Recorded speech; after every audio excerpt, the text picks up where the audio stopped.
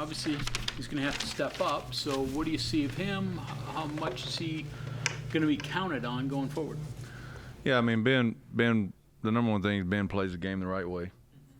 Plays fast, plays physical. Just like any freshman, there's gonna be, no matter when you start playing or how much you start playing, there's always a learning curve, and so, we just got to keep him in good situations and good positions, and Ben will be fine. You're getting into your depth a little bit. You had some guys banged up, but I guess the time was you able to adjust and move guys around. Are you good with where you're at right now with what you got? I mean, yeah. I mean, that's just the nature of any season in our league. It's going to happen. It's a matter of when. And so you got to take, the off week coming a good time, and you got to take that time, and you got to get guys ready. But we got to make sure, again, that we keep guys in what they can do and where they can do it, and I think we'll be fine. When you start thinking depth plans, how extensive do you go? Even if you're not practicing a guy, they go, if I need a seventh corner, here's what we got to do. Or do you have a seventh corner? Well, there's two things you're not going to do. You're not going to play with 10, and I'm not going out there. All right, so or Shadon or Dante or Jeff, we're not going to play a play. So, you got to take, you got to figure it out. And so, luckily, again, the off week couldn't have come at a better time. But you just got to, again, you got the pieces are the pieces, and you got to figure out, where and what and how, and I think that, again, bad coaching is asking somebody to do something that they can't do. So, as long as we don't do that, I think we'll be all right. Piece that together way in advance, or did you just do stuff on the fly? Yeah, you always try to go through as many scenarios as you can without going down a rabbit hole of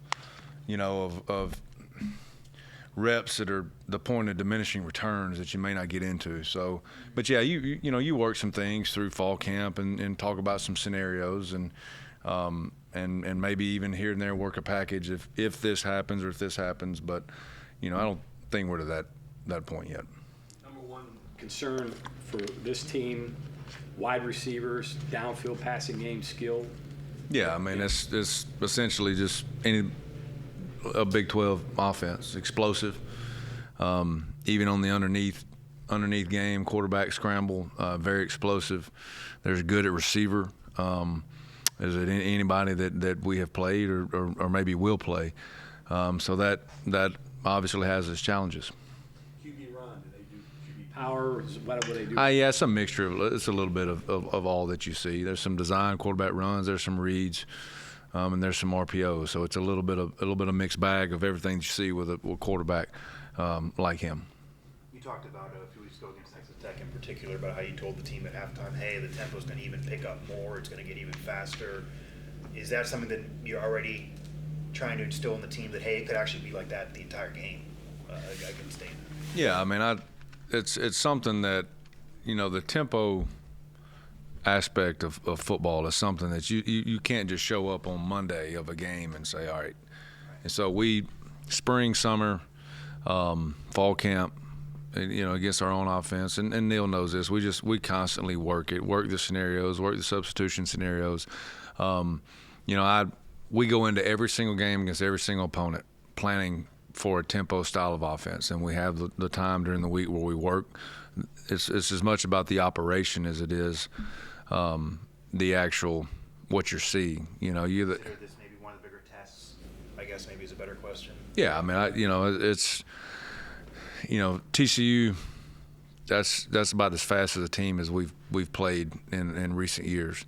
But whether it's the difference between, I think Texas Tech was, had an average of 14 or 15, and I think TCU had an average of 12 seconds down to 10. So if you talk about 2 or 3 seconds, that's really not that big of a difference. So, or at least not to change any type of game plan or anything. So we always prepare for it. Ben said that he's the mic and Lee's the wheel, and I know they're largely interchangeable, but it's different than what he was before, I guess, when Ben started off at wheel, I guess. Just something, obviously there's something you like about that particular arrangement more than the opposite. Yeah, I just think that it fits, the skill set probably a little better, and they're really not enough difference to justify that being a huge change. I mean, Lee could bump over there and play it as well as Ben, and Ben could jump back in and play Will. You know, it's just kind of where we thought the better positions for both Trey and Ben were going into the year. And obviously it could change week to week based on what we're seeing. So it's really not that big a difference in the two. Definitely not the two players, other than experience would be the only difference between those two. You talked before about how just consistent Ed is about his motor and how hard he plays consistently. It's kind of surprising, but he said that he only has drawn one holding penalty in all that time. For as hard as he goes, is consistent. That doesn't seem like it makes a lot of sense, does it? Yeah, there's a lot of holding penalties. There's a lot of lack of holding penalties that don't make a whole lot of sense. But you know, and Penn State didn't have one the whole game, so that's a first for me. But it's you know, Eddie is, you know, he and the thing about the thing that sticks out to me about what you just said is you'll never hear him complain about that. He just keeps playing. So. Has that kind of been Eddie and Mike? Has the success of this defensive line kind of come just from effort? I mean, the guys just straight in, which is the word. Yeah, I mean, I think that here's what I'll say about the question you just asked is, so you try to you're going to go out and try to find the absolute best player that you can find, especially up at any position.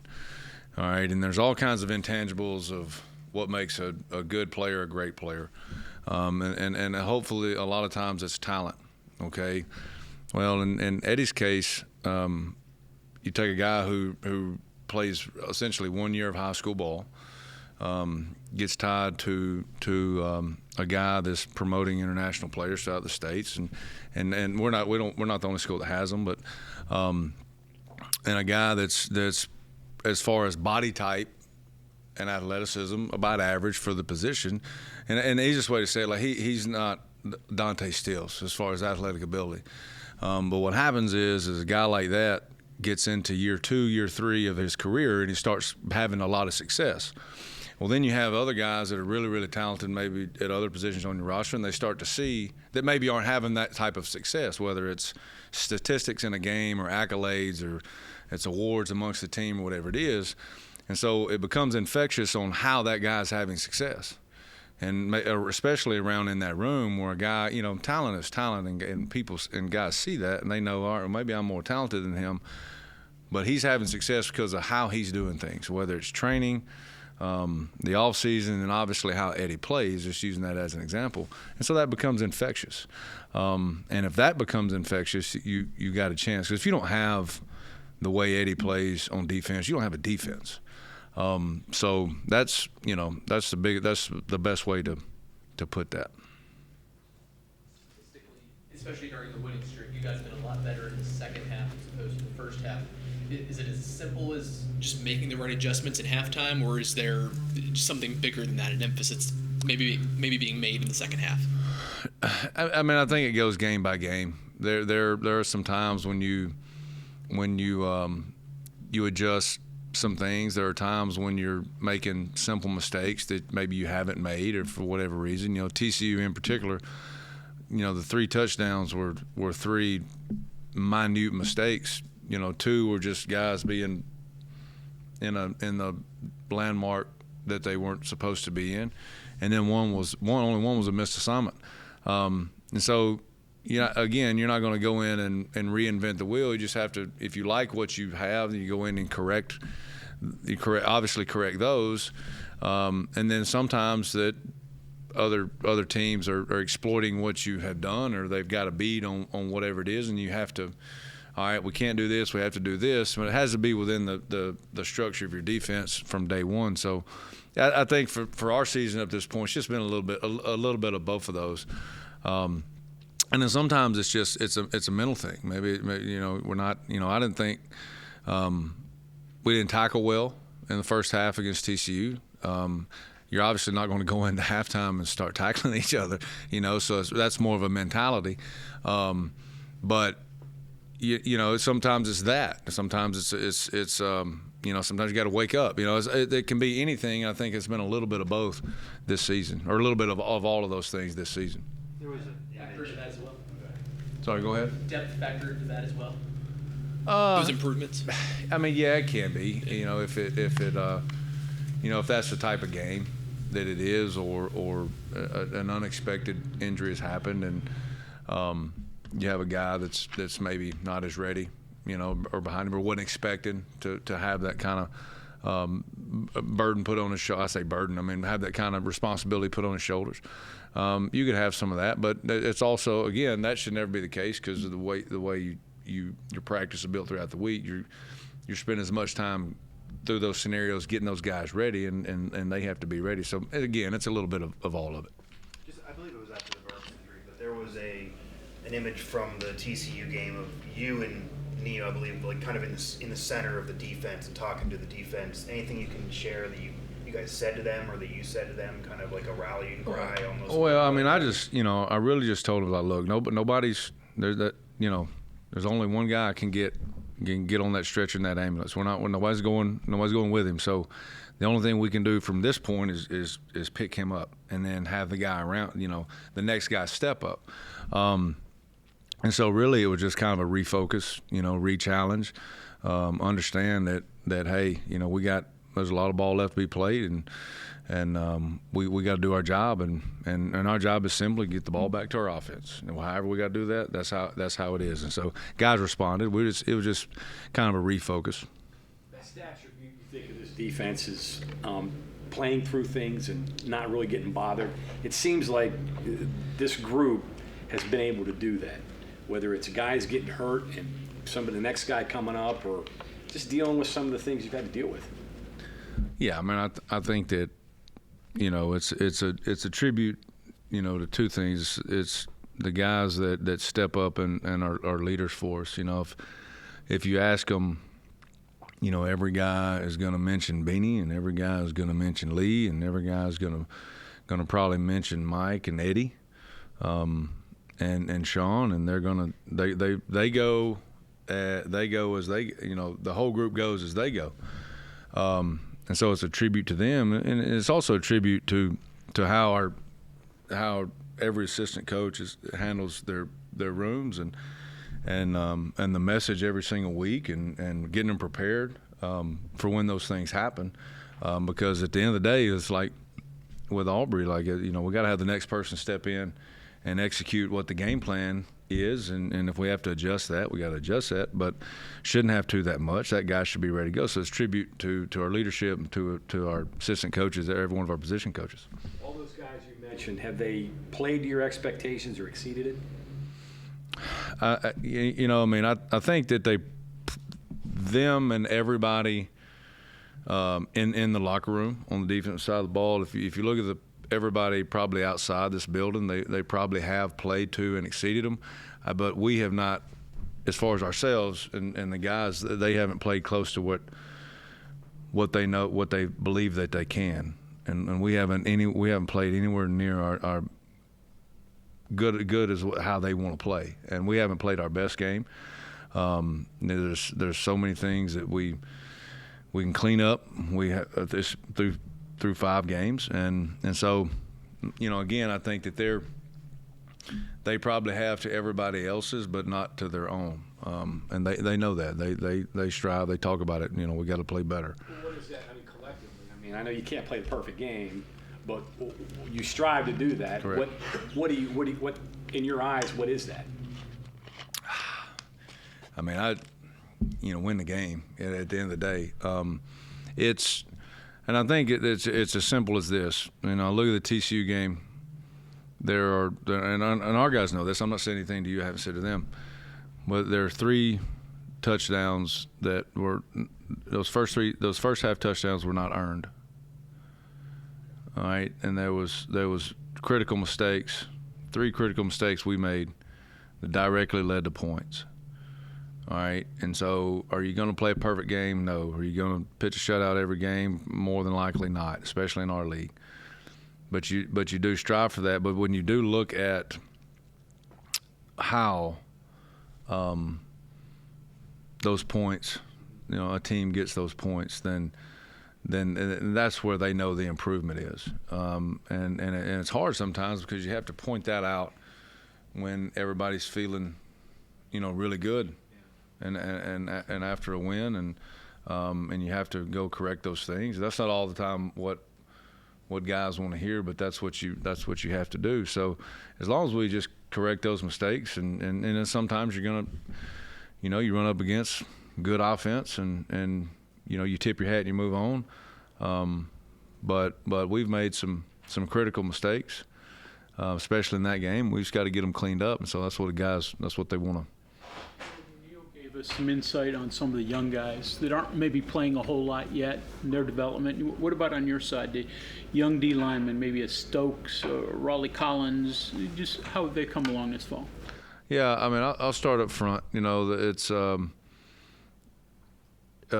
McIntyre is a young guy that's really, I think, got a bright future.